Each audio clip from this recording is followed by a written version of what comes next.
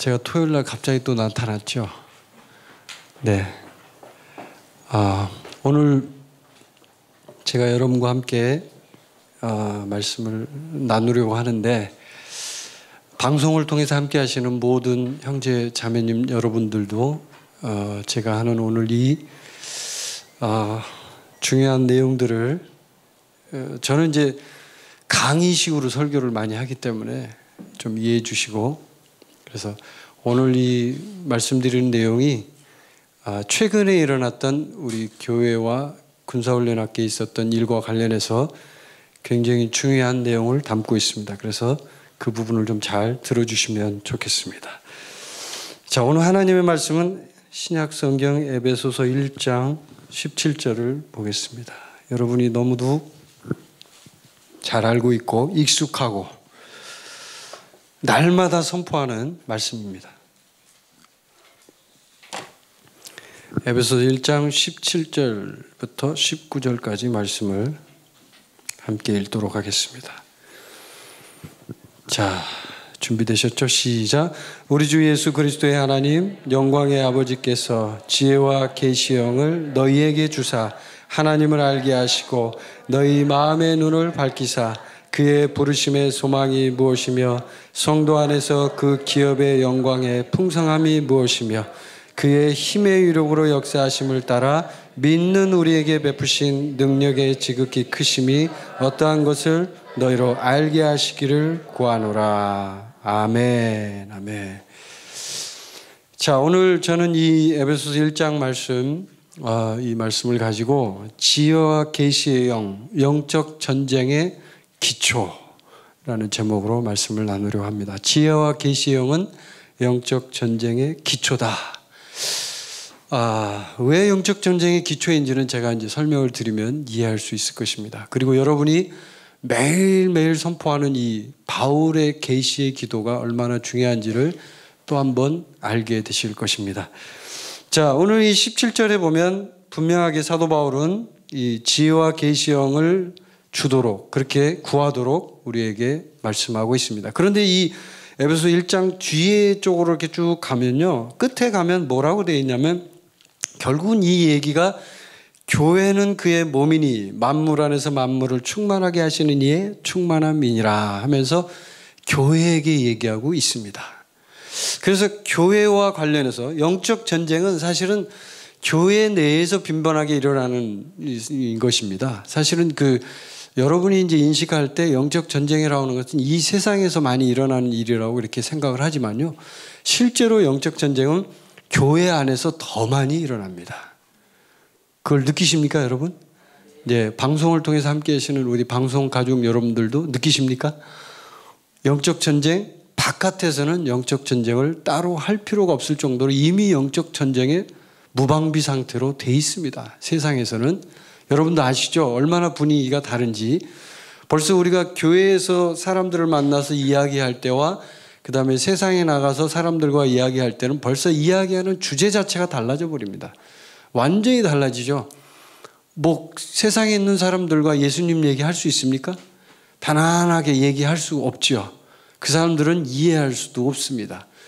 그런데 중요한 건 이 영적 전쟁이라고 하는 것이 왜 교회 내에서 일어나느냐 이거죠. 왜 그러냐면 분명히 사도 바울이 오늘 이 에베소서 말씀을 통해서도 얘기하지만 지혜와 계시의 영을 달라고 기도하는 이유가 뭡니까, 여러분? 그 뒤에 보면 뭐라고 되어 있냐면 지혜와 계시의 영을 너희에게 주사 한 다음에 뭐라고 되어 있어요, 여러분? 네, 하나님을 알게 하시고 라고 되어 있습니다.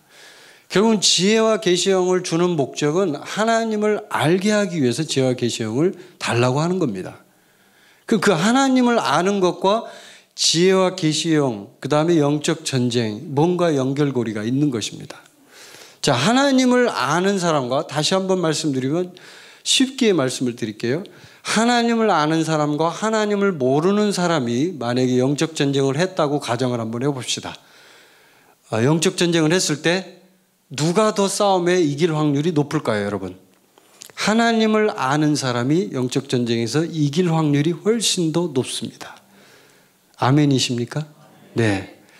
그래서 그런 차원으로 한번 여러분이 다시 한번 접근해서 보신다면, 자, 성경에는 지혜와 계시형이 있고 또 다른 어떤 영들이 나옵니다. 영은 영적 전쟁에 있어서 굉장히 중요합니다.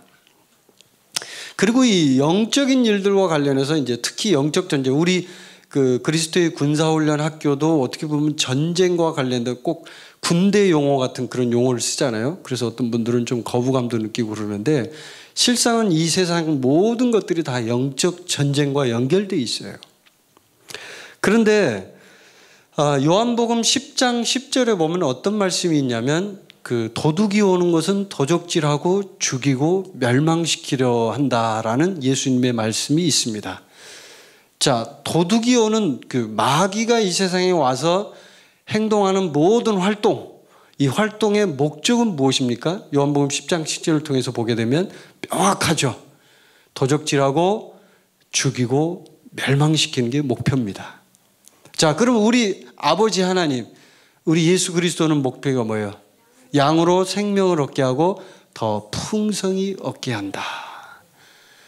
하나님의 목적과 마귀의 목적이 분명하게 갈라져 있습니다. 그래서 영적 전쟁을 할 때는 가장 중요한 게 뭐냐면, 그 영적 전쟁의 배후에 누가 있느냐 이거예요. 누가. 목적이 무엇이냐, 이것을 이제 분명하게 알아야지 승리할 수 있는 승산이 높습니다. 그래서 우리가 이제 그리스도의 군사훈련학교 훈련소인데, 이게 쉽게 말하면 이 훈련소를 통해서 이제 훈련을 받고 있는 훈련병들도 있고, 또 이미 훈련소를 졸업하신 분도 있고, 자대 배치하신 분도 있고 뭐 이러는데, 훈련을 받았건 받지 않았건 혹은 또 지금 훈련을 받고 있건 관계없이 오늘 제가 여러분에게 드리는 이 이야기는 여러분의 그 훈련에 있어서 굉장히 중요한 이야기가 될 것입니다. 자, 군인은 전쟁을 할 때 가장 필요한 게 무엇일까요? 전쟁을 할 때 군인이 필요한 게 뭘까요? 그것은 싸우는 법을 알아야 하는 것이 가장 중요합니다. 군인이 싸우는 법을 모른다면 그건 이미 군인이 아닙니다. 여기 남자분들은 대부분 군대를 갔다 오신 분들, 여기뿐만 아니라 이 방송을 통해서 함께 하시는 분들도 있으실 텐데, 군대를 가면 처음에 훈련소 가서 뭘 배우나요? 싸우는 법을 배우죠. 훈련소 가서. 가장 중요한 게 각계전투예요. 훈련소에서. 제가 논산에서 훈련을 받았는데, 각계전투 진짜 무시무시합니다. 막 위에서 막 총탄이 날아오고 하는 뭐 그런 모의 그런 전투 훈련장인데, 그럼 막 땅바닥을 기어야 됩니다. 왜냐하면 위에 공중에서 총알이 날아다니니까 땅바닥을 기지 않으면 일어나면 죽는 거예요. 그래서 이 각계전투 할 때는 굉장히 긴장이 막 탁 되죠. 그리고 군기가 확 들어야 돼요. 그러지 않으면 사고가 날 수가 있죠. 특히 실탄 사격을 하거나 이럴 때는 더 그렇습니다. 총을 쏘고 그럴 때.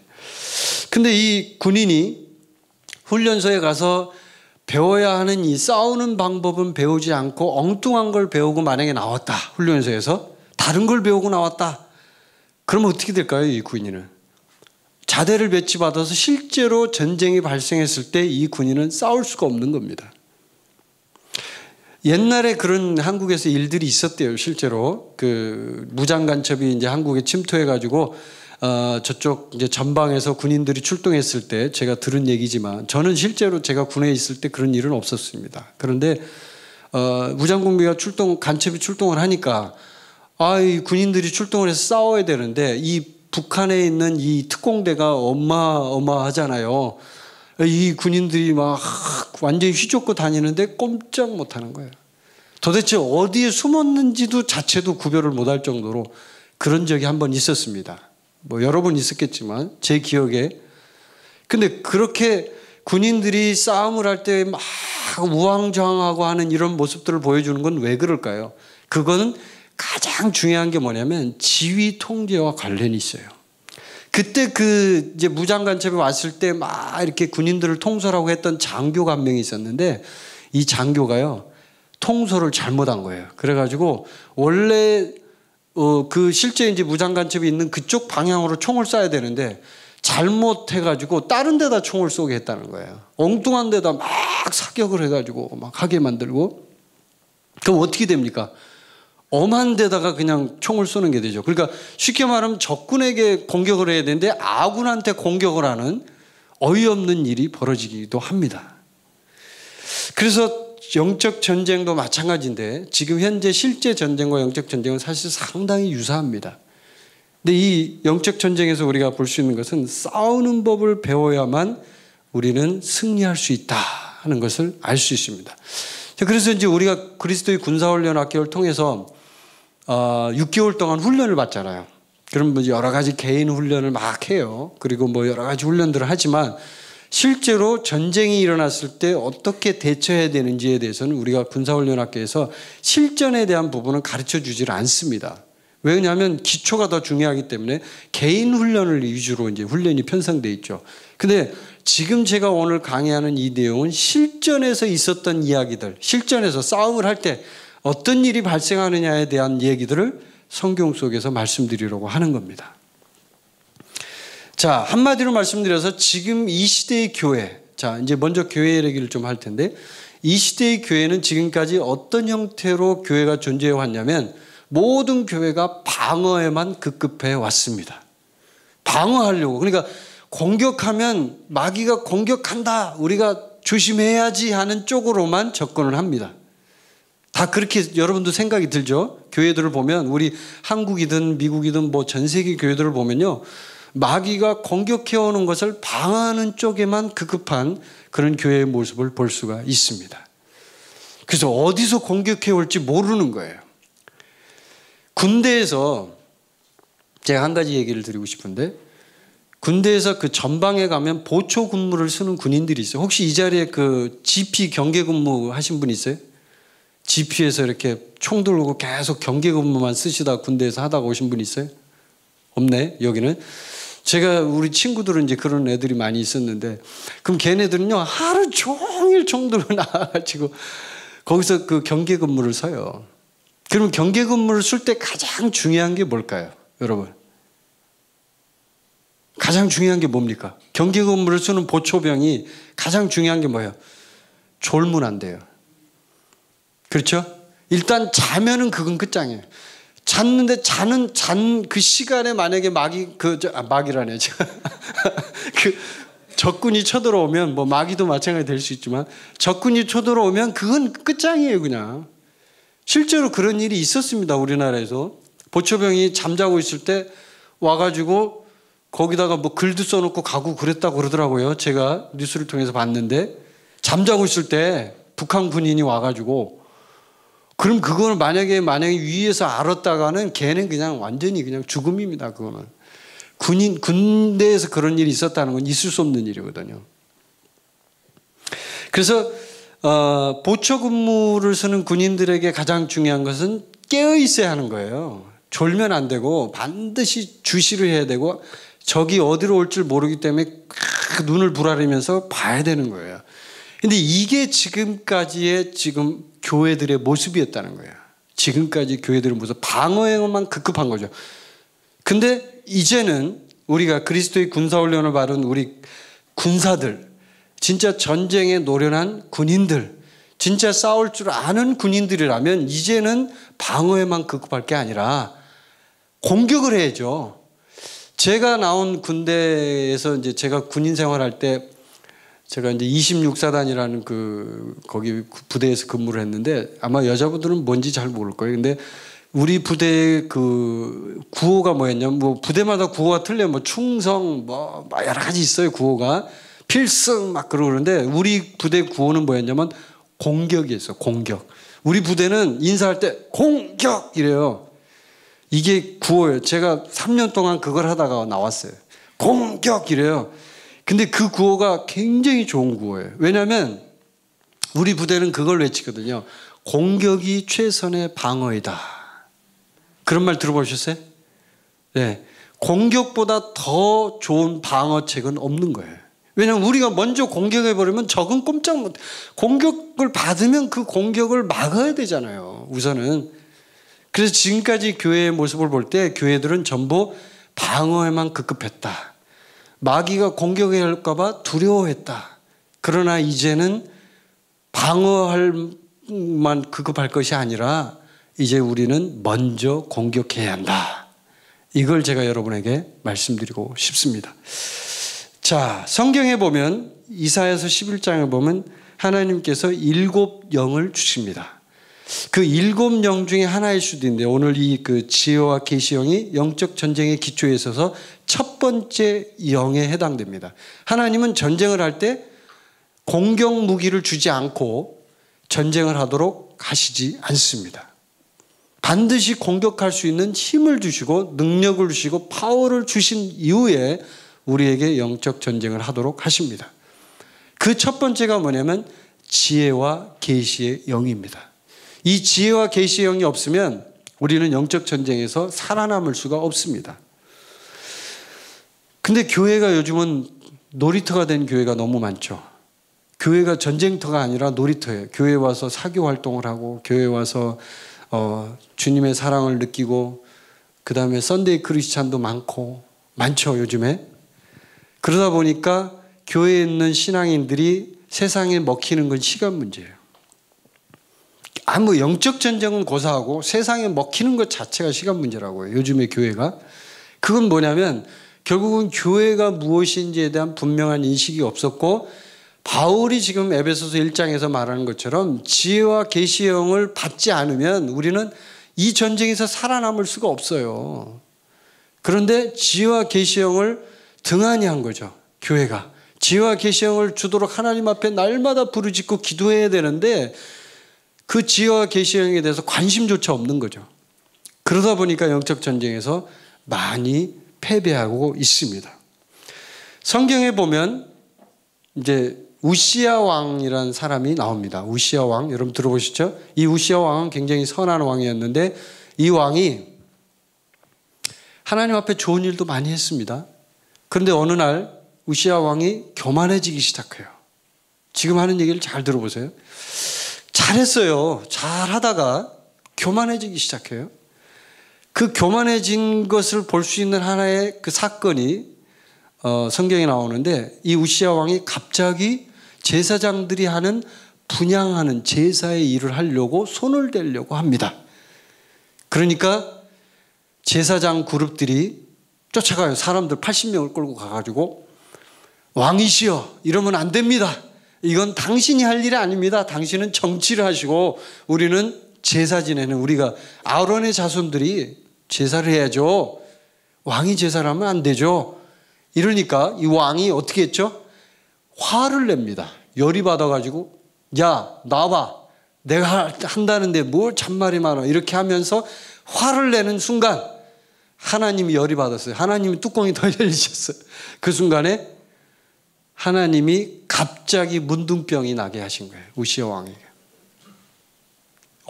무섭죠 하나님. 하나님 진짜 성질 급하시니까 바로 그냥 쏴버립니다. 바로 이봐 이놈이 이게 지금 그 전에 좀 일 좀 잘했다고 교만해? 이거 손을 안 댈 걸 손을 대? 이러니까 바로 문둥병이 나게 하고 그 뒤로 이제 우시야 왕이 다른 데서 완전히 격리돼 가지고 마지막 인생을 마감합니다. 자, 이 우시야 왕의 이야기를 통해서 이거 배울 수 있는 건 뭡니까? 우리는 절대로 하나님이 우리에게 주신 기름 부음 외에 다른 사람의 기름 부음에 손대는 짓을 하면 안 되는 겁니다. 아멘. 이게 바로 그 이해예요. 우시야 왕은 자기가 해야 될 역할이 있는 거예요. 자기의 부르심이 있는 겁니다. 근데 그 부르심을 망각하고 자기가 막 교만해지다 보니까 이제 나도 제사도 할 수 있잖아. 내가 이것도 할 수 있잖아. 손을 댄 거죠. 그 손을 대는 즉시 하나님은 바로 조치를 하셨습니다. 하나님은 영적 전쟁을 하실 때 하나님이 처리하시는 건요 무섭습니다. 하나님은 그리고 절대로 인정사정 봐주지 않습니다. 바로 즉각 조치해버려요. 인간은 즉각 조치 잘 안 하죠. 좀 막 고민도 하고 이거 괜찮을까? 저 사람이 좀 뭐하지 않을까? 막 이런 걸 생각하죠. 하나님 그런 거 없습니다.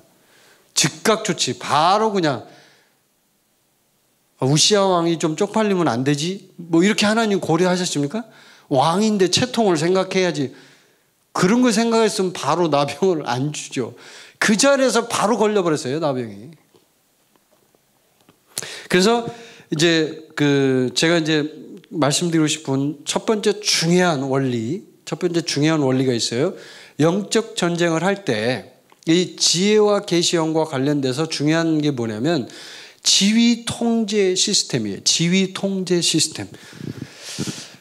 전쟁론을 쓴 이제 유명한 그 학자가 있는데 카를 폰 클라우제비치라는 사람인데 이 사람이 전쟁론의 9개 원칙이라는 그 9개 원칙을 이제 만들었어요. 그래서 수많은 전쟁을 이제 연구하는 학자들이나 그다음에 전쟁 전문가들이 이 클라우제비치의 전쟁론을 다 공부합니다. 근데 그 전쟁론 책에 보면 9가지 원칙인데 그 중에 하나가 뭐냐면 제가 직접 읽어드릴게요. 지휘 통제라는 항목이 있어요. 9대 원칙인데 전쟁을 할 때 꼭 지켜야 할 9대 원칙. 굉장히 중요합니다, 이게.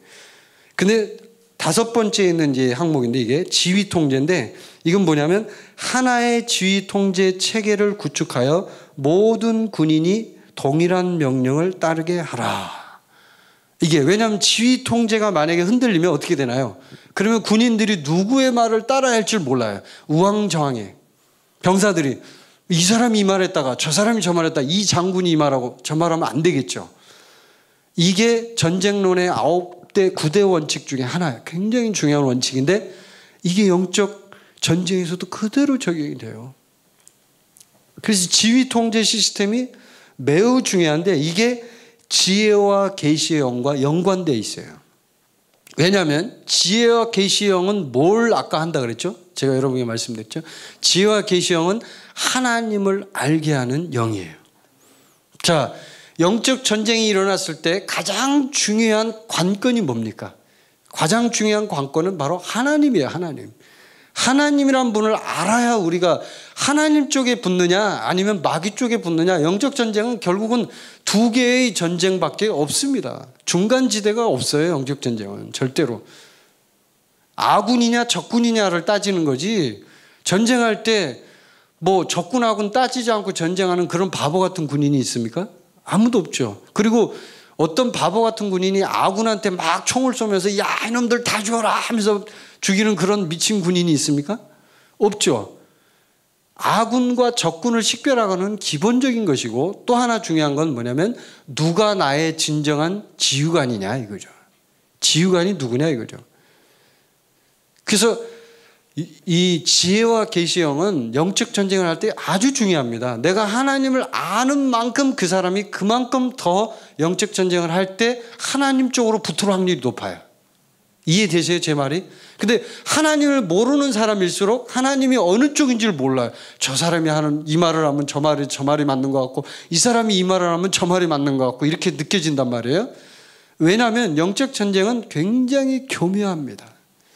영적 전쟁이 만약에 그냥 충분히 누구나 1살짜리 아이도 식별할 수 있을 만큼으로 다가온다면 그건 이미 정적 전쟁이 아닙니다.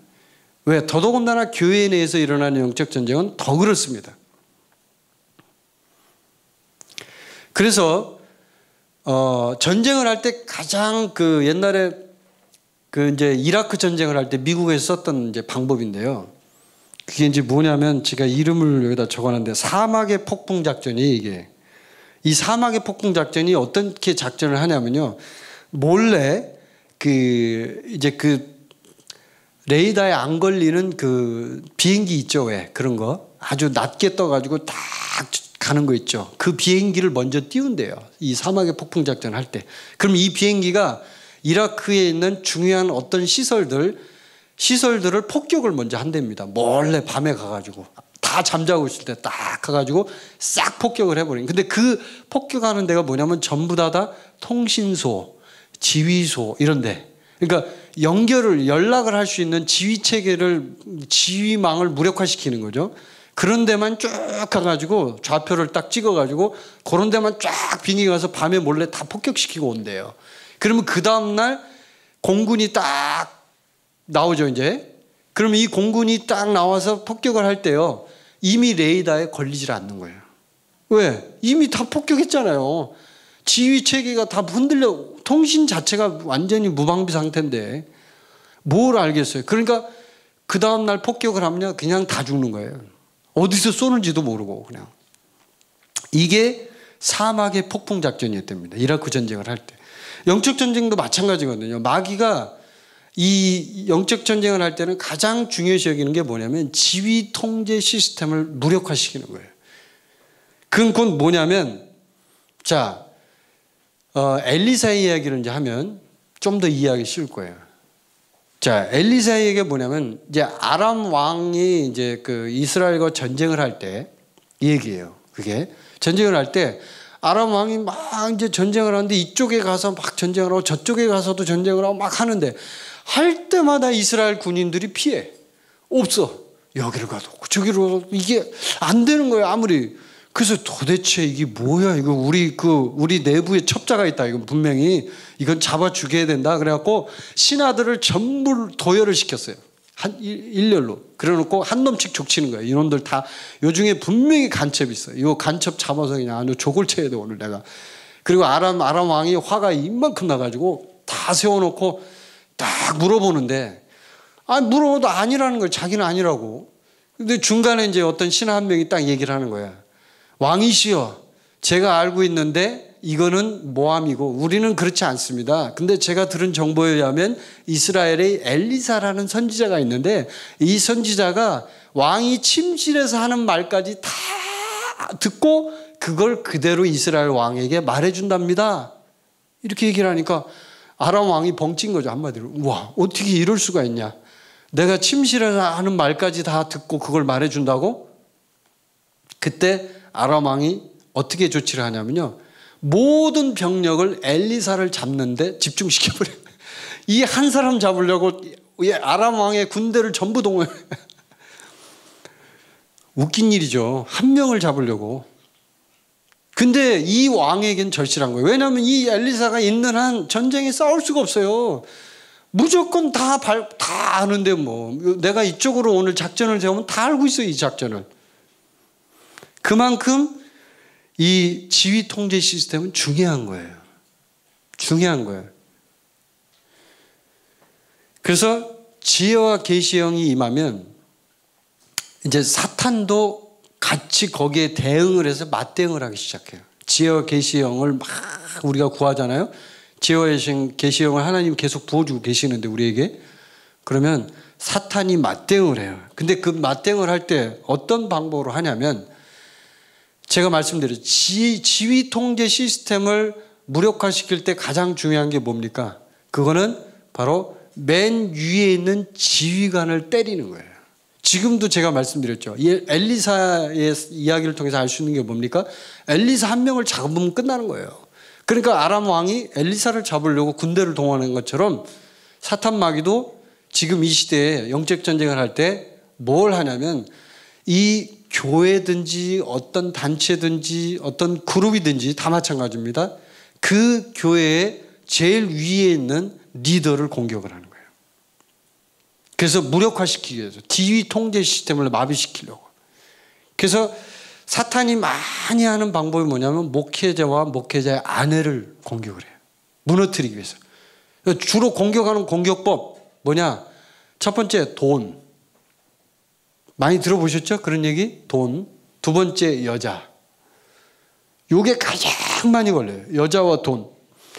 가장 많이 넘어집니다. 목회자와 목회자의 아내들이. 그래서 이 부분에서 이제 공격을 할 때 주로 공격하는 영이 누구냐면 바로 이세벨이라고 하는 여자 여러분 아시죠? 이세벨. 그 이세벨이라는 여자를 통해서 그 이세벨의 영이 있어요. 이세벨의 영은 어떤 영이냐면 이세벨은 그 원래 다른 그 이방에 있는 그 나라의 그 딸이었잖아요. 근데 그걸 이제 데리고 와가지고 아합이 이제 그 여자하고 결혼한 뒤로 바알 신전을 세워요. 아합 왕이. 이 미친 사람이. 그래가지고 바알에게 경배하는 이런 놀라운 이거 뭐 말도 안 되는 일을 하죠. 그러면서 사실은 아합 왕은 거의 허수아비에 지나지 않아요. 이세벨이 뒤에서 다 조종을 합니다. 그래서 이세벨의 영의 세 가지 전술이 있는데 이게 뭐냐면 첫 번째, 사람과 환경을 조종하여 목적을 달성합니다. 첫 번째, 지금 하는 얘기를 잘 들어요. 이세벨의 영이 어떻게 역사하는지를 여러분이 알아요. 이세벨이 엄청나게 교묘합니다.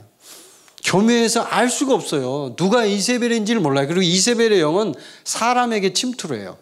각 사람에게 침투해서 그 사람 속으로 딱 들어가요. 그래가지고 거기서 교회나 어떤 하나님의 사역을 무력화시키기 위해서 작용을 합니다. 막 일을 해요. 열심히. 그때 전술이에요. 전술. 전쟁에서는 전술이 굉장히 중요한데 첫 번째가 지금 말씀드렸죠. 사람과 환경을 조정해서 목적 달성을 해요. 근데 이게 잘 안 될 때가 있어요. 사람들이 워낙 훈련을 잘 받고 아주 든든한 군대면은 안 되죠, 잘. 그러면 2차 전술을 써요. 그 2차 전술이 뭐냐면 높은 지위에 있는 사람들을 조종해서 영향력을 끼칩니다. 높은 지위에 있는 사람 누구예요? 주로 리더급들. 그런 사람들을 공격하는 거죠. 장로들, 목사들, 이런 사람들.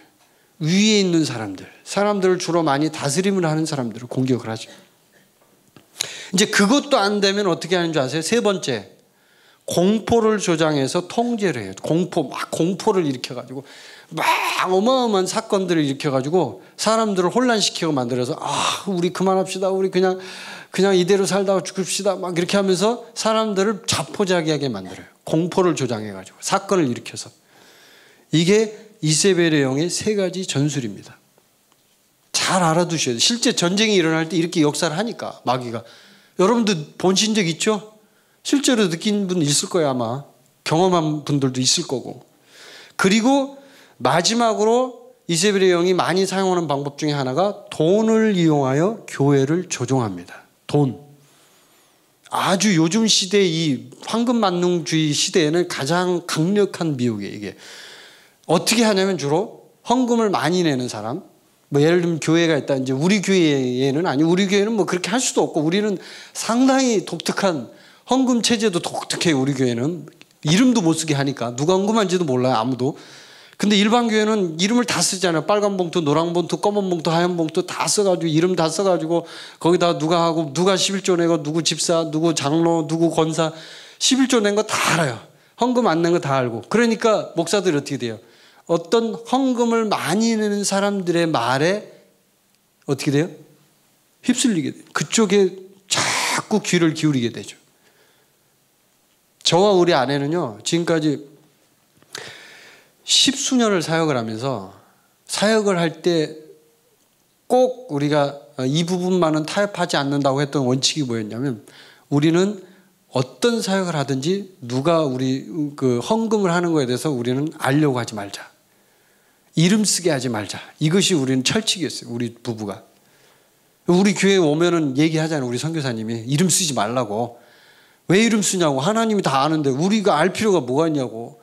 당신이 헌금을 하든 안 하든 하나님이 아는 거지. 성경에는 분명히 헌금을 드릴 때 인색함으로나 억지로 하지 말지니 하나님은 즐겨내는 자를 사랑하시느니라 라고 말씀하고 있어요. 그런데 교회들이 그렇게 안 하니까 우리는 이제 그런 부분에 대해서 명확하게 딱 갖고 있어요. 그러니까 그렇게 하니까 자유롭잖아요. 근데 일반적인 교회는 자유롭지가 않아요. 목회자들이.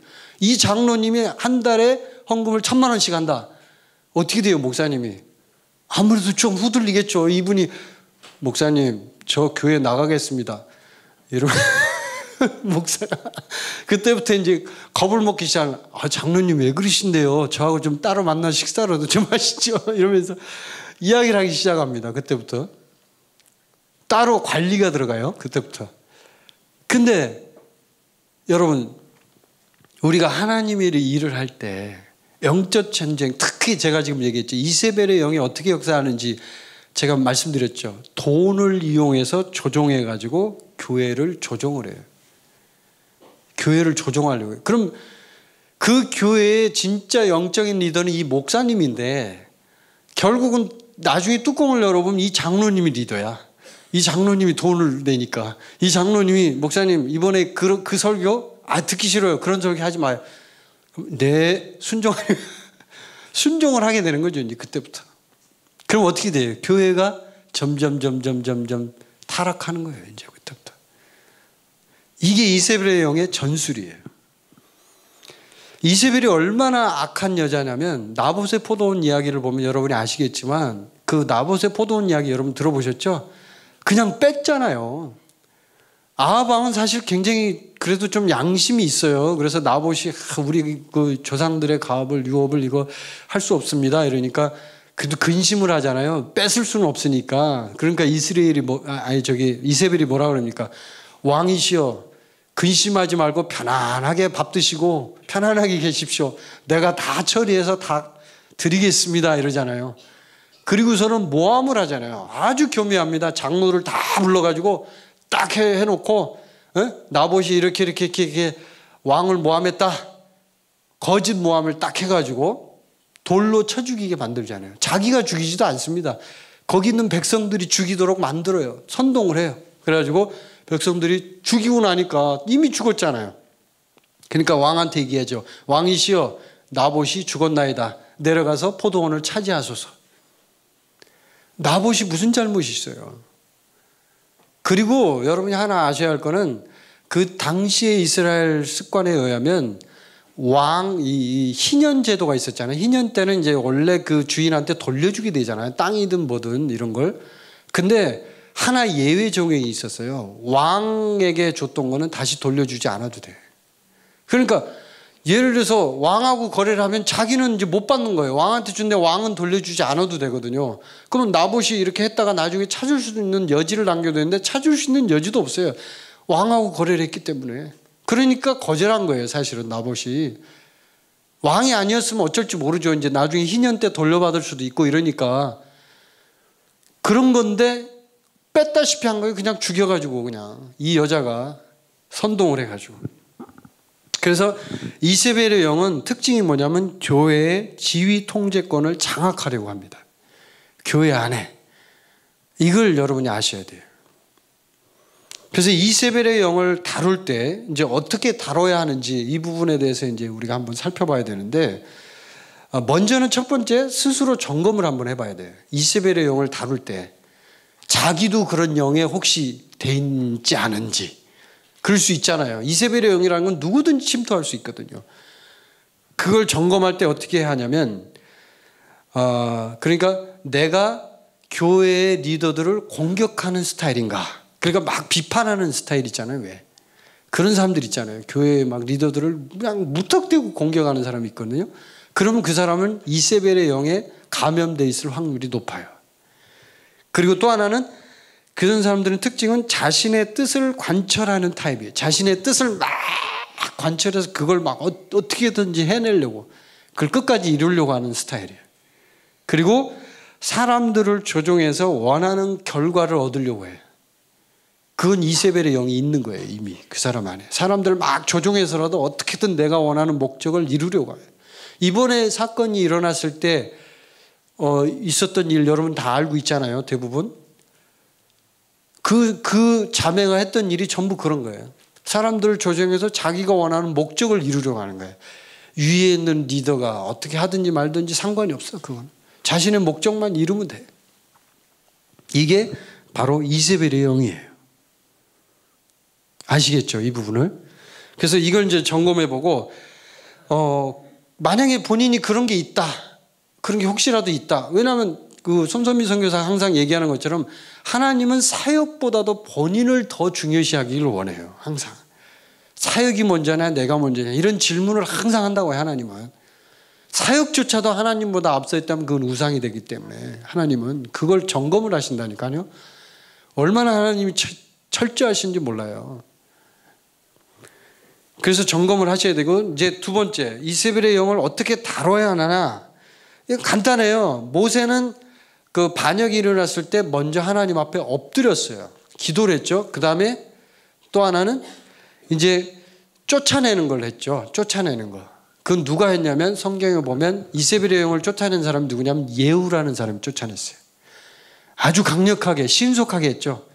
예후가 할 때 예후는 인정사정이 없어요. 딱 가서 거기 이제 이스라엘 그쪽에 가가지고 이세벨이 있는 거기에 가서 창가 아래에서 예후가 이제 얘기하죠. 내 편에 누구냐, 내 편이 누구냐 하니까 내시들이, 원래 내시들이 이세벨 말 듣고 막 하던 간신들인데 이 간신들이 예후가 와가지고 실세가 이제 온 거죠. 와, 이건 안 되겠다. 눈치를 딱 채고 이제 와가지고 내 편이 될 사람 누구냐 하니까 둘이가 이제 창문 밖으로 얼굴을 쓱 내미니까 내시들한테 얘기하죠. 그 여자를 밑으로 내던져라 하니까 이세벨을 창문 밖으로 던져버립니다. 그러니까 여자가 던졌는데 성경에 보면 표현이 리얼해요. 완전히 그냥 피가 튀겼다 그랬어요. 담에 피가 튀긴. 아마 제가 보기엔 그 던진 것을 리얼하게 표현한다면 이렇게 한 것 같아요. 담벼락 같은 데다 던진 거예요. 그냥 사람을. 그러니까 이게 골이 터지고 내장이 터진 거죠. 한마디로. 피가 튀겼다고 하니까 성경에 보면 나와 있어요.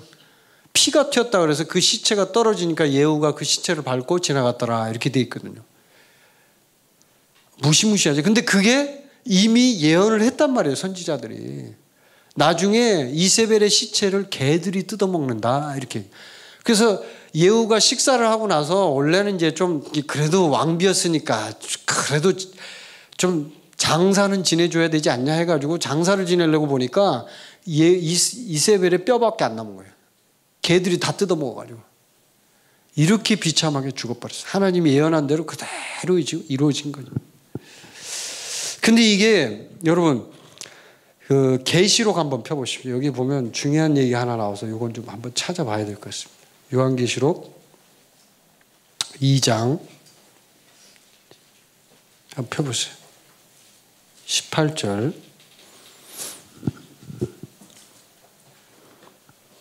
그래서 이세벨의 영을 다루는 방법은 이제 첫 번째는 스스로 점검을 한번 해봐야 되고 두 번째는 기도와 신속한 조치, 쫓아내라.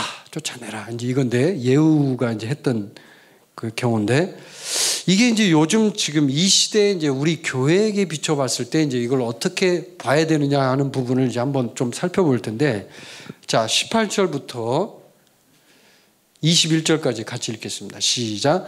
두아디라 교회의 사자에게 편지하라. 그 눈이 불꽃 같고 그 발이 빛난 주석과 같은 하나님의 아들이 이르시되 내가 내 사업과 사랑과 믿음과 섬김과 인내를 아노니 내 나중 행위가 처음 것보다 많도다. 그러나 내게 책망할 일이 있노라. 자칭 선지자라는 여자 이세벨을 네가 용납함이니 그가 내 종들을 가르쳐 꾀어 행음하게 하고 우상의 제물을 먹게 하는도다. 또 내가 그에게 회개할 기회를 주었으되 자기의 음행을 회개하고자 하지 아니하는도다. 아멘. 자, 이 두아디라 교회가 나와요. 두아디라 교회, 지금 현재의 이 교회에도 그대로 적용할 수 있는 말씀이에요. 자, 두아디라 교회는 여기 보면 뭐라고 되어 있냐면 사업을 참 잘했어요. 사역을 잘했다는 얘기죠. 그 다음에 19절을 보세요. 사랑도 있었어요, 이 교회는. 그리고 믿음도 있었어요. 그리고 섬김도 있었어요. 그리고 인내도 있었어요. 더 중요한 거는 나중 행위가 처음 것보다 많도다 그랬어요. 그게 무슨 말이에요? 그러니까 처음보다 훨씬 뒤에가 좋은 교회예요. 처음에 시작은 미약하였으나 내 나중은 창대하리라 하는 말씀처럼 처음에는 뭐 별 볼 일 없는 교회였어요. 그런데 하면서 점점 더 좋아졌어요. 더 많은 열매를 맺었어요. 그런데 사업도 잘했고 사역도 잘했고 사랑도 있었고 믿음도 있었고 섬김도 있었고 인내도 있었어요. 좋은 교회예요. 참 좋은 교회예요. 근데 이 교회가 치명적인 문제를 하나 발생을 했어요. 무슨 문제예요? 20절에 그러나 내게 책망할 일이 있노라. 이 교회가 자칭 선지자하는 여자 이세벨을 용납을 했어요. 용납을 했어요. 죄에 대해서, 그 다음에 마귀의 공격에 대해서 무방비 상태에 있는 거예요. 지금 오늘날의 교회를 보여주는 거예요. 교회가 사업도 사역도 하죠. 교회가 사랑도 있죠. 어떤 교회들 믿음도 있죠. 섬김도 있죠. 우리 교회 믿음 좋잖아요. 성도들 섬김 있죠. 인내도 있어요. 근데 이세벨이 들어왔는데 분별을 못해. 누가 이세벨인지 도대체. 에? 자칭 선지자. 이세벨의 특징은 뭐냐면 자칭 선지자예요. 자칭 선지자. 자칭 선지자가 무슨 말입니까? 자기 스스로 선지자라고 하는 거예요. 선지자는 누가 세우는 거예요? 여러분? 하나님이 세우는 거예요. 하나님이 선지자라고 해서 기름을 부어줘야 선지자가 되는 거예요. 그러면 그 선지자는 열매가 나오게 되어 있어요. 반드시 그 열매로 증명이 됩니다. 그런데 이세벨은 어떻게 해요? 자칭 선지자예요. 나는 이런 사람이야. 나 선지자야. 그럼 뭘로 증명할 건데? 열매를 내야죠. 그러면 선지자의 열매를 나와야죠. 근데 이런 이세벨을 두아디라 교회가 용납을 했어요. 그래서 종들을 가르쳐 꿰어 행음하게 하고, 이게 치명적. 그러니까 요즘에 이 시대에 그 이세벨의 영이 활동을 하게 되면 이런 사람들이 많이 교회에 침투를 해요. 이런 영들이 많이 침투를 해가지고 사람들을 막 휘어잡고 특히나 교회의 종들을 공격을 합니다. 그래서 미혹을 시키고 그 사람들을 막 해가지고 음란에 빠지게 하는, 물리적으로 진짜 말 그대로 음란에 빠지기도 하고 영적인 음란함에 빠지기도 하고 여러 가지를 일으키죠. 그래서 제가 그 사역을 하면서 중국에 있을 때 하나님 앞에 이제 그 훈련 받을 때 저는 개인적으로 굉장히 조심하는 게 두 가지가 있어요. 그게 바로 돈과 여자예요. 저에게 있어서 특히. 전 남자잖아요. 그럼 여자를 조심해야 돼요, 저는. 네? 그렇죠. 우리 아내는 남자를 조심해야 되고, 그렇죠? 그리고 목회자들 돈에 많이 넘어져요. 솔직하게 까놓고 얘기하면 무지하게 많이 넘어집니다. 돈 때문에. 그래서 이 두 가지를 하나님이 직접 말씀하시기 때문에 우리는 굉장히 신경을 많이 쓰는 편이에요, 저희는. 그래서 저나 우리 아내를 보면 여러분이 이렇게 실제로 가까이서 보신 분들은 알 거예요. 우리가 어떻게, 제가 특히나 여자들을 어떻게 대하는지 어쩔 때 보면 좀 오해를 받아요. 여자들한테 너무 무관심하게 하니까 저분은 여자를 싫어하나 보다, 이렇게. 저 여자 싫어하지 않아요. 저 여자 좋아하는데 저 완전히 그 부분에 대해서 하나님 앞에 완전히 내려놓고 하나님 앞에 훈련하는 거예요. 제가 무슨 예수님입니까? 그럼 저도 여자 좋아하죠, 당연히. 그러나 훈련하는 거예요, 이거를. 왜? 두 가지가 이세벨의 영이 공격하는 주 공격 목표니까. 영적 전쟁이 일어나면 여러분 아셔야 될 게, 영적 전쟁은 이론이 아니에요. 많은 사람들이 착각하는데 영적 전쟁이 무슨 뭐 그리스도의 군사훈련학교 6개월 과정 마치면 우리는 뭐 다 승리. 천만에면 이제 기초훈련한 거예요. 기초훈련, 훈련소에서. 전쟁이 나면, 전쟁에 노련한 사람은 누가 노련한 사람이에요? 전쟁을 많이 겪어본 사람. 그렇죠. 많이 해본 사람은 노련합니다. 이거 전쟁 터졌구나. 저놈들 저렇게 오는구나. 그래서 두아디라 교회는 영적 전쟁의 무방비 상태에 있는 교회였어요. 그래서 하나님 책망한 거예요. 너네들 도대체 어떻게 하려고 그래? 이 이세벨의 영이 활동하고 있는데 이것을 이렇게 용납하면 어떻게 할 거야? 하나님이 책망하는 거예요. 그거에 대해서.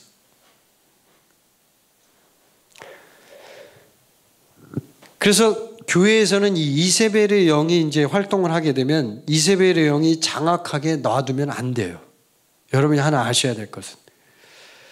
근데 이게 참 성경에 보면 재밌는 일이 하나 있는데, 엘리야의 사건을 보면 참 웃긴 일이 하나 있어요. 엘리야가요, 열왕기상 19장에 보면 나오는데, 원래 엘리야라는 사람은 진짜 용맹한 선지자였죠. 바알의 450명 그 거짓 제사장들과 싸워가지고 얼마나 담대합니까? 이놈들 다 덤벼. 나 혼자 니네들하고 싸울 테니까 다 덤벼 해가지고 그놈들을 다 죽였잖아요. 칼로. 다 죽이고 완전히 하나님이 하늘에서 불이 내려와가지고 그 기도 싸움 아시죠? 네? 어마어마한 갈멜산 전쟁, 영적 전쟁. 여러분 아시죠? 그런 전쟁을 치른 이 용장이 이세벨이, 열왕기상 10장에 보면 이세벨이 그 얘기를 듣고 열이 받아요. 그래가지고 내가 너를 죽이지 않으면 어쩌고 저쩌고 하면서 막 완전히 협박을 하니까 엘리야가 어떻게 합니까? 도망을 가요. 도망을 가요. 엘리야가 완전히 그냥 막 혼비백산하듯이 도망을 갑니다. 그래가지고 광야에서 이렇게 완전히 그냥 자포자기하고, 하나님 나 이 정도면 됐습니다. 나 이제 그만할래요. 쉽게 말하면 이런 거예요. 나 이제 그만할게요. 하나님 나 무서워서 못 있겠어요. 아니 조금 얼마 전까지만 해도 이 450명 제사장하고 엄청난 전쟁을 치른 영적 전쟁의 아주 용장이에요. 그런데 이 사람이 이세벨이 한마디 하니까 완전히 그냥 꼬리를 내리는데, 저는 이 말씀을 묵상하면서 느낀 게 뭐냐면, 이야, 이세벨의 영이 무섭긴 무섭구나. 세상에 이 용맹스러운 엘리야 선지자가 세상에 이세벨의 한마디를 듣고 무서워가지고 도망을 가다니. 그래서 제가 깨달은 게 있어요. 이세벨의 영은 절대로 용납해서는 안 되고 즉각 조치가 필요하구나. 내가 그걸 알았어요. 정말 즉각 조치 필요합니다. 이세벨의 영을 분별하면요, 바로 즉각 조치했어요. 지휘 통제 시스템이 있어서 바로 리더에게 말하고 지금 이런 일이 일어났습니다. 영적 전쟁 같습니다. 조치해야 됩니다.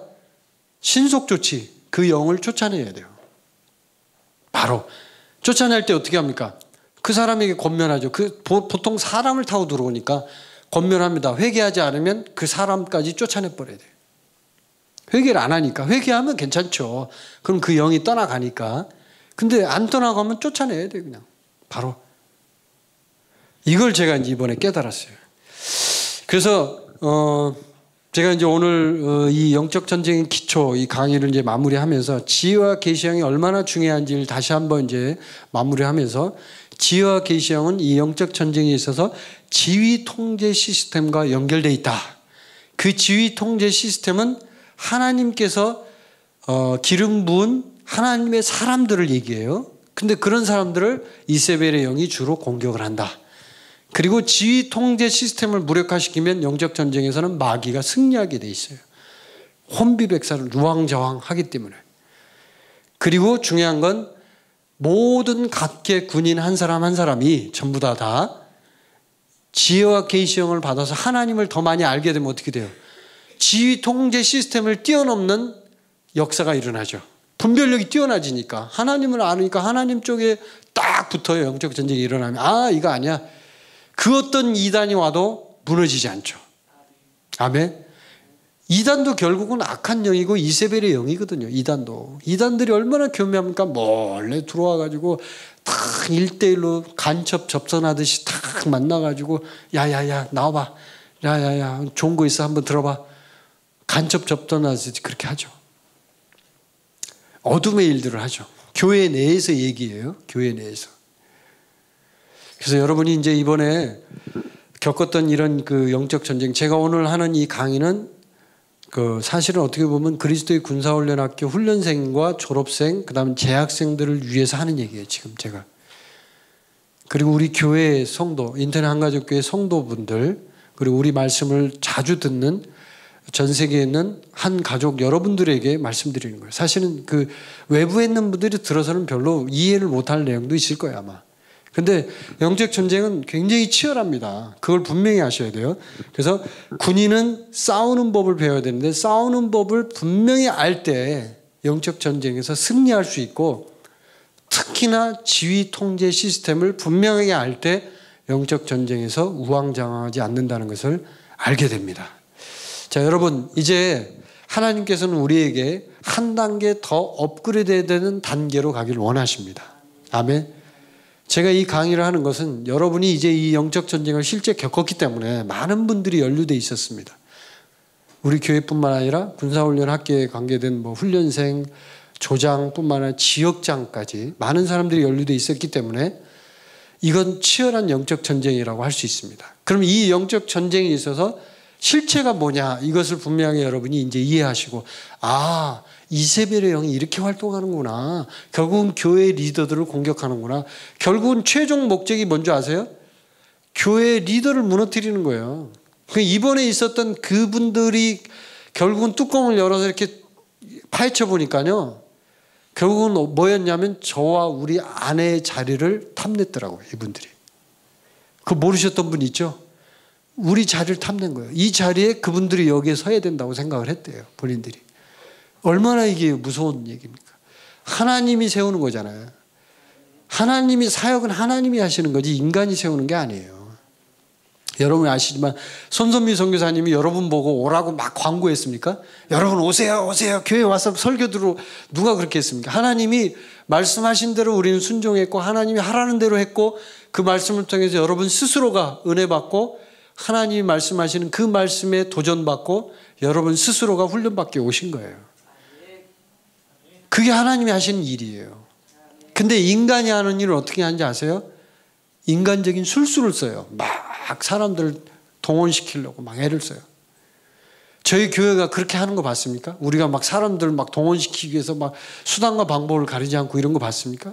저희는 사람이 한 명이 오든 두 명이 오든 뭐 언제 집회합니다. 그러고 그냥 그러고 끝나잖아요. 일반적인 교회들은 사실 제가 이제 목회자이기 때문에 뭐 그런 걸 잘 압니다. 그런데 일반적인 교회들 마케팅적인 기법 많이 씁니다. 사실은 여러 가지 교회 성도들 끌어모으기 위한 전략 뭐 여러 가지 씁니다. 그러나 저희 교회는 그 일부러 그걸 안 하는 거예요. 몰라서 안 하는 게 아니고 하나님이 하시도록 놔두는 거죠. 하나님이 역사하실 때 하나님이 진짜 일하시니까. 아멘. 자, 그래서 이제 여러분이 이번 이 영적 전쟁을 통해서 내가 이제 한 단계 성숙한 업그레이드, 이제 업그레이드가 돼야죠. 실제 전쟁을 치러보고 이번엔 치러봤으니까 화약 냄새도 맡아봤고, 우와, 이게 진짠가벼 하면서 이런 어떤 실제 전쟁의 양상들을 봤으니까, 아, 이게 영적 전쟁이구나 하는 것을 느꼈으니까 업그레이드가 되는 거예요. 전쟁을 안 해본 사람은 몰라요. 전쟁이 어떻게 되는지를 싸워보질 않았는데 어떻게 합니까? 그게 도대체 이게 싸움이야. 훈련만 하던 사람이 압니까? 그래서 이제 하나님이 저는 참 감사해요. 모든 일에 감사한데 이번 일이 일어난 것도 저는 감사해요. 왜? 하나님이 우리 모두를 성장시키기 원하시는 거예요. 아, 참 감사하다.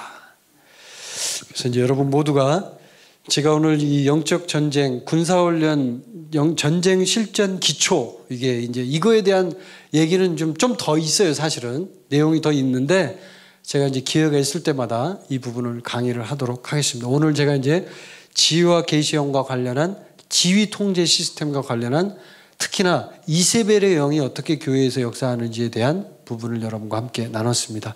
여러분 모두가 이제 정말 지혜와 계시형을 날마다 받아서 계속 받으세요. 계속 기도하세요. 그래서 영적 전쟁에서 모두 승리하는 한 사람 한 사람이 되시기를 기도합니다. 자, 함께 기도하시겠습니다. 하나님 아버지 감사합니다. 오늘 이제 영적 전쟁에 대해서 제가 하나님의 말씀을 통해서 우리 모든 그리스도 안에 있는 지체들과 나누었습니다. 하나님 아버지, 영적 전쟁은 치열하다는 것을 우리가 봅니다. 또 우리가 실제로 경험했습니다. 하나님, 이제 이 영적 전쟁에서 우리 모두가 승리하는 정말 승리자가 되기를 원하오니 하나님, 우리 한 사람 한 사람을 인도하여 주시고 우리가 주님 앞에서 지혜와 계시형을 날마다 받아서 이제는 하나님을 더 많이 아는 성숙한 그리스도의 군사가 되게 하여 주옵소서. 모든 영광을 주님 앞에 올려드립니다. 예수님의 이름으로 감사하며 기도드립니다. 아멘. 아멘. 님을 찬양합니다. 우리 오늘 잘 배웠죠, 그죠? 영적 전쟁은 속전속결로 끝납니다. 근데 모든 게 전부 다 은혜예요. 그것에 연루됐던 사람들 대부분이 다 회개하고 돌아왔고, 그 이제 두 사람만, 그것을 진행했던 그 두 사람 중에 한 사람은 여전히 몰라요. 자기가 미혹돼 있는지도 모르고 그러고 이제 있지요. 근데 어쨌든 중요한 것은 그들도 회개하고 돌이킬 수 있도록 기도하는 거예요. 기도하는 거고, 어디에 있든지 정말 하나님 앞에서 회개하고 돌이켜서 욕심 다 내려야 합니다. 욕심이 있어갖고는 절대로 그리스도의 장성한 분량까지 못 갑니다. 자, 우리 이 시간에 잠깐 기도할 건데요. 뭘 위해서 먼저 기도할 거냐면, 우리 저번에 언제 송건호 장로님 학생 인권조례에 대해서 그때 한번 강의한 적이 있었잖아요. 이슬람하고 동성애에 대한 것들 강의한 적이 있었어요. 우린 동성애를 반대하는데. 근데 그 학생 인권조례 통과를 위해서 지금 경남 있잖아요. 경상남도. 경남이 심각할 정도로 상황이 진행되고 있다고 합니다. 그때 서울이랑 광주랑 어디 몇 군데가 돼 있었잖아요. 근데 이제 경남에서 올해 반드시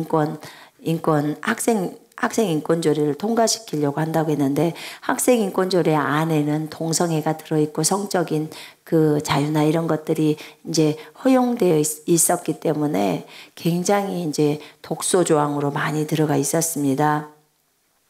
그런데 사람들이 이번에는 이것을 동성애가 들어가고 성에 대한 자유 이런 부분들이 이제 들어가 있다 보니까 부모들이 반대하니까 그 사항을 뺐대요. 뺐는데 목적이 뭐냐면 그 사항을 빼고 일단 통과시키고 다시 자기네들이 이렇게 구성을 해서 집어넣어 버리자 이렇게 이제 목적을 두고 있대요. 참 악랄하죠, 그죠? 진짜 참 악랄하다는 것을 보게 되었습니다. 제가 오늘 어떤 분한테 제가 얘기를 들었는데 그 여성부 장관인가 누구를 뽑을 때 그 지금 물망에 오르시는 분이 그 저기 뭐냐 누구라고 그러더라? 뭔 진선민지, 응? 뭔 선민지 누구래요? 진선미 맞아요? 국회의원인가 봐요.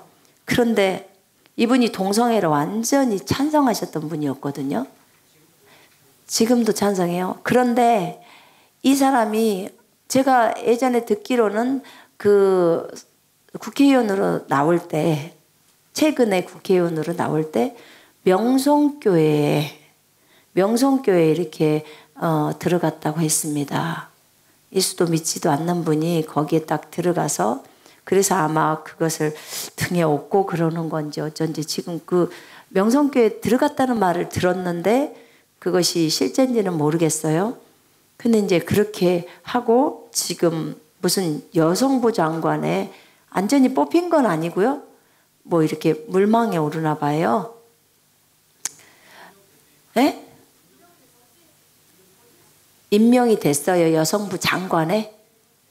아, 그러면은 여성부 장관이 돼버린 거예요? 아, 통과가 된 거예요? 아, 그러면 거기가 그러면 그분 여성부 장관이 돼버린 거예요? 아예? 완마. 그러면 이것을 우리가 기도를 좀 해야겠다.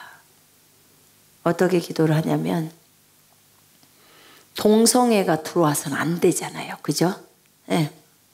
동성애가 들어오면 안 되니까 동성애를 찬성해서는 안 되겠죠.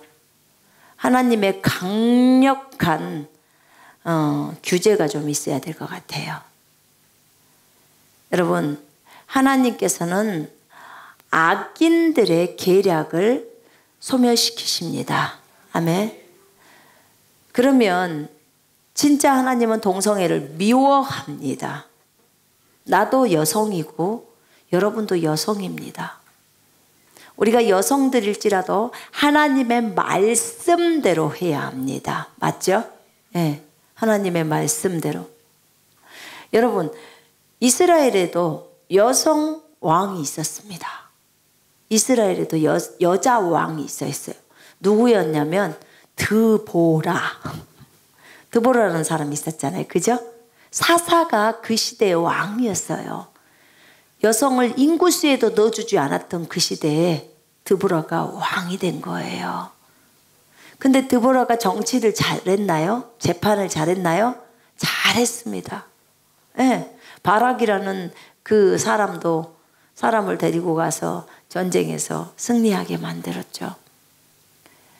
여러분, 정말 우리가 기도해야겠습니다.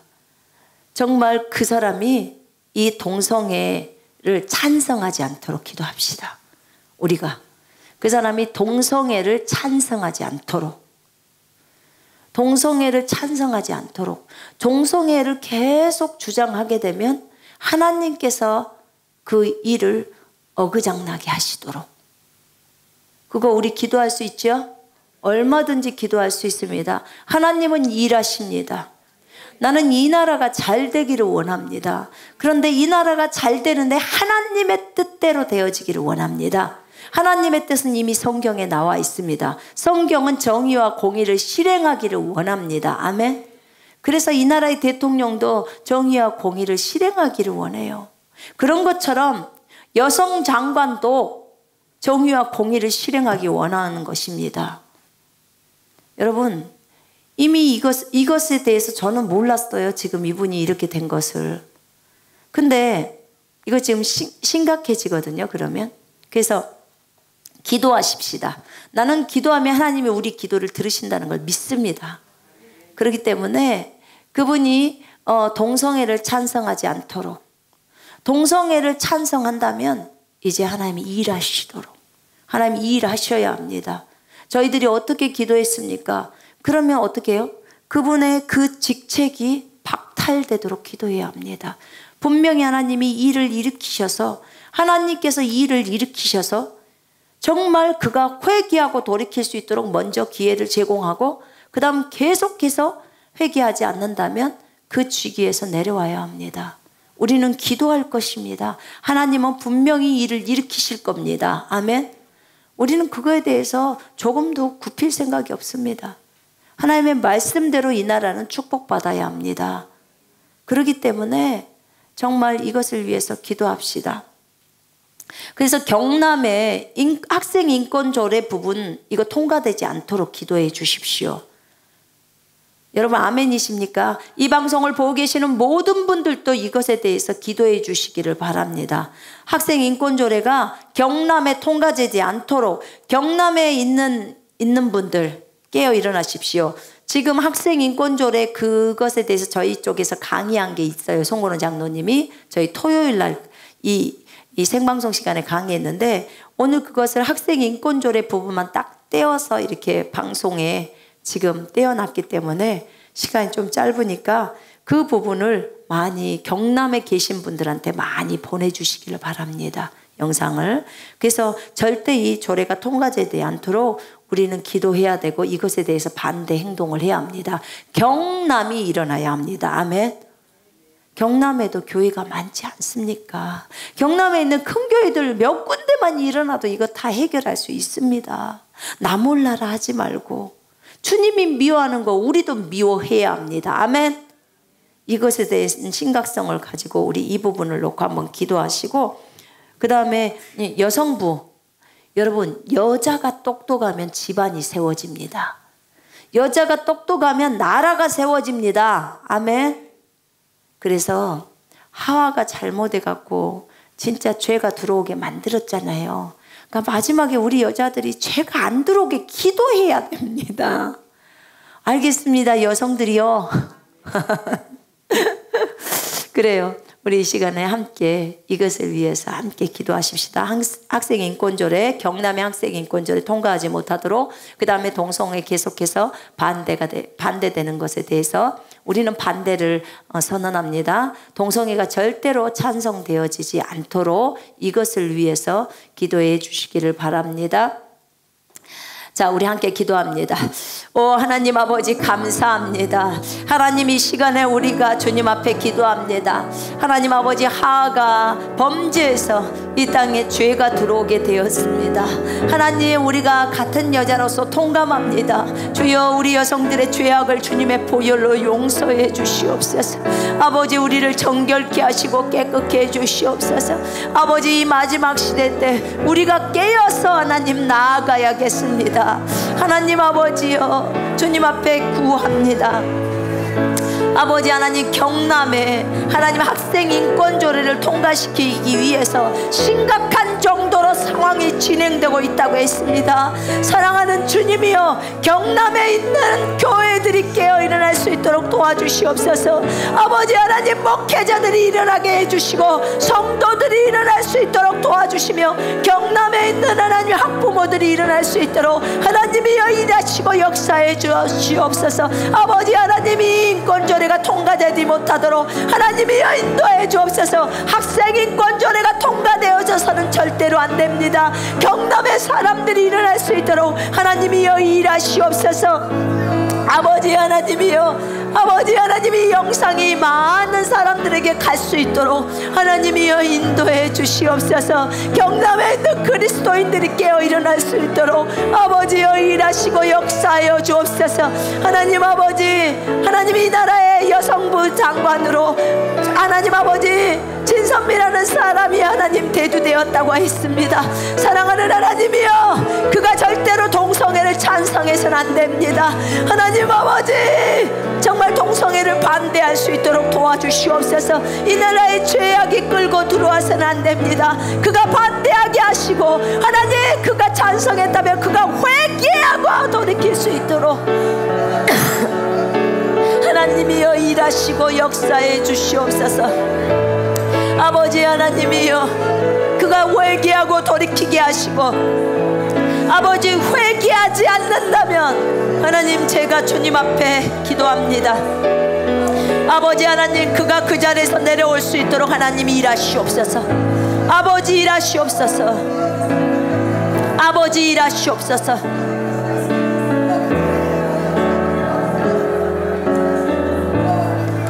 아버지 이대로 두어서는 안 됩니다.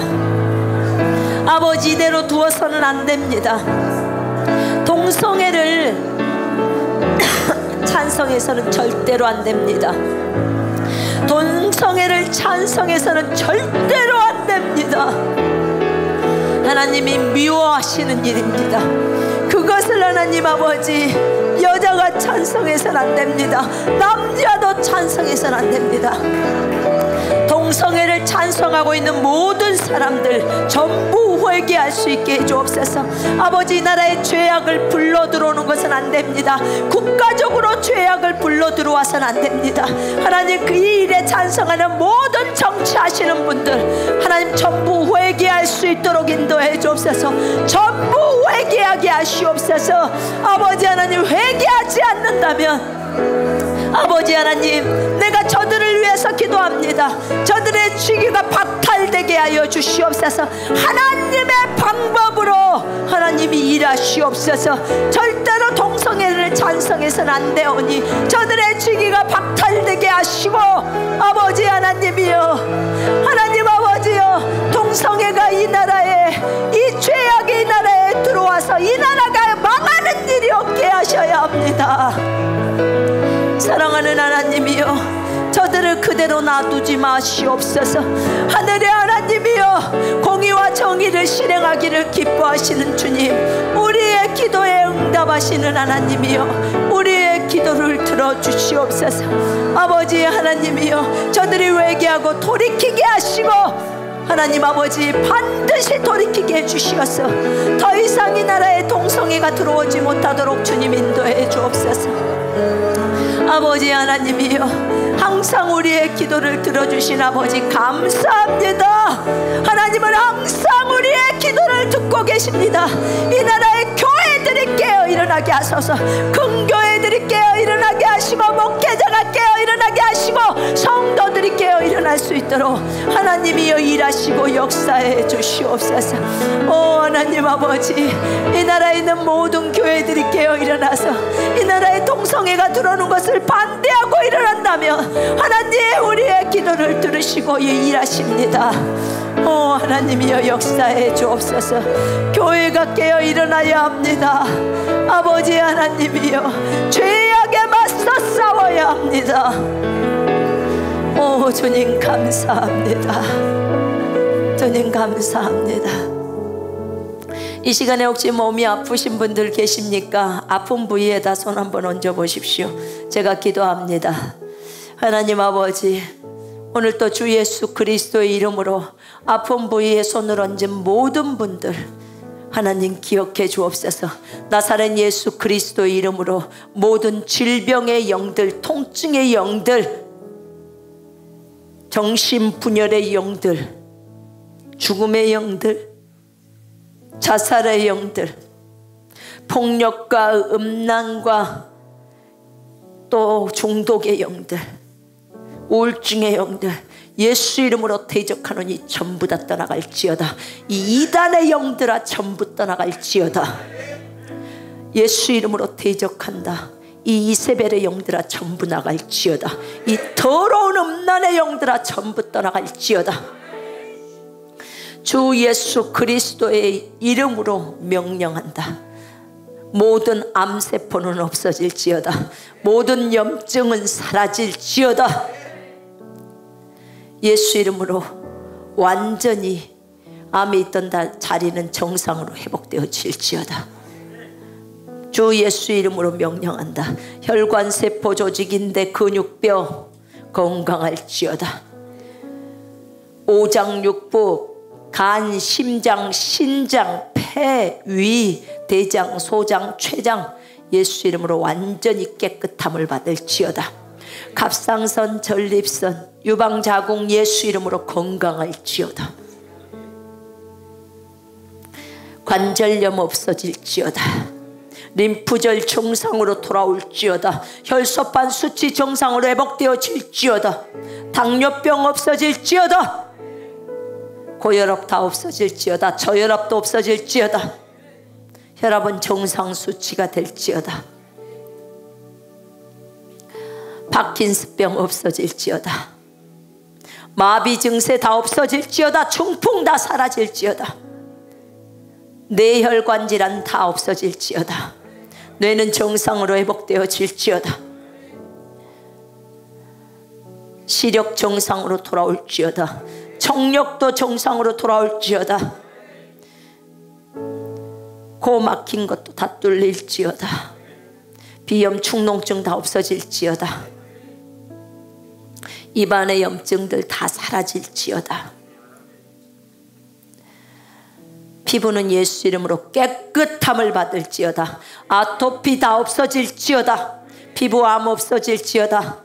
과민 반응 없어질지어다. 두드러기 다 없어질지어다. 주 예수 그리스도 이름으로 면역 체계는 새롭게 형성되어질지어다. 주님, 예수가 우리의 힘입니다. 날마다 주님의 힘으로 충만하게 하옵소서. 무좀 변비 다 없어질지어다. 요실금 없어질지어다. 방광염 없어질지어다. 깨끗함을 받을지어다. 주님 감사합니다. 허리는 예수 이름으로 튼튼할지어다. 엉덩이 뼈는 예수 이름으로 정상으로 회복되어질지어다. 디스크 정상으로 회복되어질지어다. 정상으로 걸을지어다. 다리는 정상으로 회복되어질지어다. 어깨뼈, 목뼈 다 정상으로 돌아와라. 견갑골 정상으로 돌아올지어다. 기억력, 집중력, 암기력 완전히 회복되어질지어다. 인지 능력도 회복되어질지어다. 아버지 감사합니다. 영적인 통찰력, 분별력 주시옵소서. 주님, 오늘도 주님 나라를 위해서 하나님 앞에 물질로 헌금하고 물건으로 심은 모든 분들을 축복해 주시옵소서. 또 기도로 심은 모든 분들을 축복해 주시옵소서. 아버지, 저들이 은총과 호의를 있게 하시고 저들의 모든 기도에 응답하시고 필요가 예수 이름으로 다 채워지게 하옵소서. 회사를 축복하시고 속해 있는 단체들을 축복해 주시옵소서. 아버지, 전 세계에서 선교를 하고 있는 모든 선교사들을 축복하시고 모든 필요가 예수 이름으로 채워지게 하시고 주님 나라와 복음을 위해서 수고하고 있는 간사들도 주님 축복해 주시고 모든 필요가 채워지게 하옵소서. 아버지 하나님 감사합니다. 전 세계에서 군사훈련을 하고 있는 모든 형제자매들을 축복하시고 또 이것을 위해서 지역조장들 하나님 축복해 주시옵소서. 사랑하는 주님, 주님 나라를 위해서 수고하는 재능으로 수고하든 정말 시간을 내서 수고하든 그들 수고한 모든 분들을 하나님 축복하시고 강건케 하시며 믿음으로 충만하게 하시고 모든 필요가 예수 이름으로 채워지게 하옵소서. 아버지 감사 찬양을 드립니다. 머리카락은 예수 이름으로 풍성하게 자라져 나올지어다. 주님, 정말 머리카락이 모공이 막혀서 머리카락이 안 나오시는 분들에게 하나님 풍성하게 수술 주시옵소서. 풍성하게 머리카락이 자라나올 수 있도록 인도해 주시옵소서. 뼈들이 틀어져 있는 사람들 예수 이름으로 뼈는 정상으로 회복되어질지어다. 완전히 제자리로 들어가고 그리고 정확하게 들어갈지어다. 아버지 감사합니다. 주님, 우리가 주님 앞에서 정직해지기를 원합니다. 거룩의 삶을 살기를 원합니다. 우리의 모든 음란함을 용서해 주시옵소서. 부정직을 용서해 주시옵소서. 우상을 숭배한 죄악을 용서해 주옵소서. 아버지 감사합니다. 주님을 찬양합니다. 우리를 구원하시기 위해서 자신의 생명을 주신 주 예수 그리스도 이름으로 기도합니다. 아멘. 제가 오늘 누구한테 잠깐 들었는데 요즘은 교회에 강아지를 많이 갖고 온대요. 강아지를 데리고 온답니다. 강아지를 집에다 혼자 못 놔둔대요. 강아지가 짖어 싸서. 여러분, 강아지를 못 놔두니까 강아지를 데리고 여기저기를 다 다닌답니다. 강아지가 사람이요? 여러분, 그 강아지한테 신경 쓸 시간이 있으면 누구한테 신경 써야 돼요? 영혼들, 사람한테 신경 써야 합니다. 여러분 심각하게 생각하셔야 돼. 강아지 키우시는 분들 잘 진짜 강아지 장례식장도 있다 갑디다. 살다 보니까 벨로 먹 것이 다 있네. 진짜 참말로. 북한 사람들은 굶어 죽어가고 있는데 강아지 사료값이요 사람 쌀값보다 더 비싸. 강아지 옷 하나에 5만 원짜리도 있대요. 오메 진짜.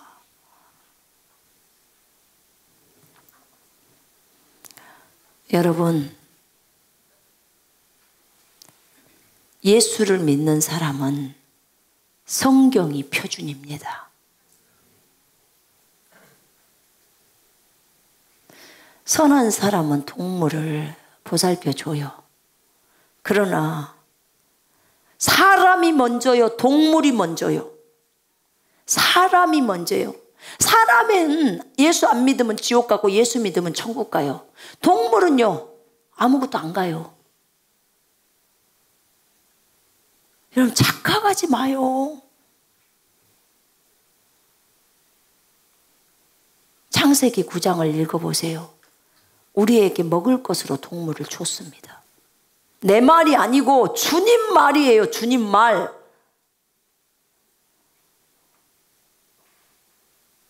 우리 교회는 개 갖고 온 사람이 없으니까 다행이요. 너무 교회들은 개를 가지고 온대요. 여러분 잘 생각하셔야 됩니다. 제가 광고에다 이 말을 합니다. 그 개를 돌볼 시간 있을 때 한 영혼 찾아 나서십시오. 저 영혼들 지옥 가요. 아멘입니까? 진짜 아멘 하셔야 합니다. 아멘 하셔야 돼요.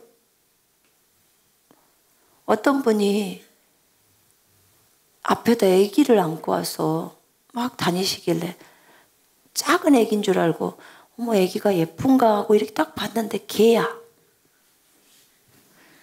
개야 보니까 아기인 줄 알고 나는 봤는데 이렇게 그 뭐예요 앞에다 띠 매고 이렇게 하는 거. 애긴 줄 알았대. 띠 매는 것도 비싼 띠를 사가지고 거기다 개를 맸어. 정말 놀랄 노자입니다. 캐나다에서 무슨 개를 남편으로 맞아들여서 저기 호적에다가 개 이름을 올렸다 갑니다. 남편에서 결혼식을 한다는 소리는 들어봤어도 진짜 개를 이렇게 하는 건 처음 봤네요. 개팔자가 진짜 상팔자라더니. 여러분 분별하셔야 됩니다. 우상에 대해서는 안 됩니다. 아멘.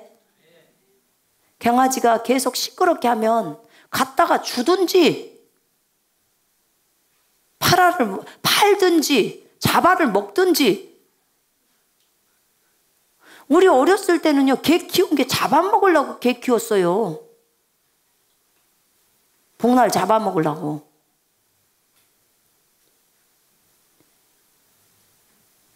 언제부터 이 나라에 개가 그렇게 사람보다도 더 대우받고 삽니까? 한 사람은 죽어가는데 돌아보지는 않으면서 영혼들이 죽어가는데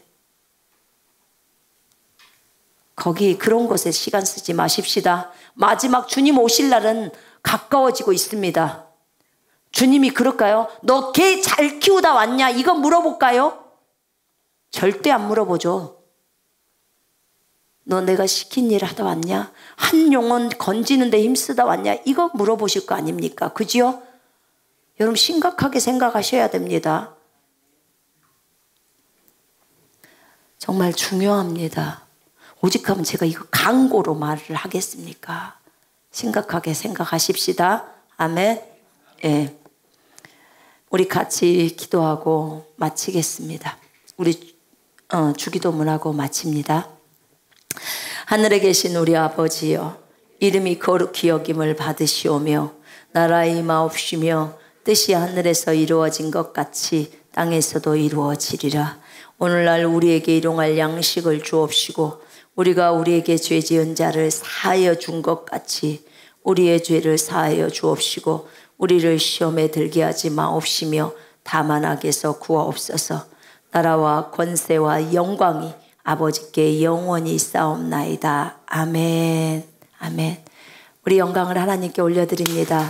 전 세계에 있는 모든 분들 주님의 이름으로 축복합니다. 자, 오늘 방송은 여기서, 오늘 예배는 여기서 마치겠습니다.